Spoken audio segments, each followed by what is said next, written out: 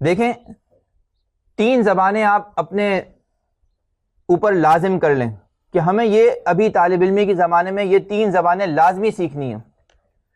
سب سے پہلے آپ نے اردو زبان کے اوپر مکمل عبور حاصل کرنا ہے، کیونکہ آپ یہاں سے لے کر کراچی میں جب بڑے مدارس میں جائیں گے، پاکستان میں گھومیں گے، تو جگہ جگہ آپ کو اردو کا ساتھ لینا پڑے گا۔ اگر اردو میں مہارت نہیں ہوگی تو آپ اپنے گاؤں دیہات سے باہر ہی نہیں نکل سکتے۔ تو پہلا تو آپ نے یہ طے کر لینا ہے کہ مجھے اردو میں بہت مہارت چاہیے۔ دوسرا اپنے اوپر لازم کر لیں کہ ہمیں عربی زبان سیکھنی ہے، کیونکہ یہ قرآن، یہ حدیث، جتنے بھی دینی مسائل ہیں، یہ سارے کے سارے اللہ تعالیٰ نے ہمیں رسول عربی کے ذریعے سے دیے۔ قرآن عربیہ، اللہ تعالیٰ نے فرمایا کہ یہ قرآن عربی زبان کا ہے۔ تو اگر ہمیں اپنے دین سے اپنا تعلق مضبوط کرنا ہے، دین سے اپنا تعلق جوڑنا ہے، تو ہمیں اس زبان کو بھی آنا ضروری ہے۔ آپ کو قرآن و حدیث کے اوپر دسترس جب تک نہیں آئے گا جب تک آپ عربی زبان میں مہارت حاصل نہیں کریں گے۔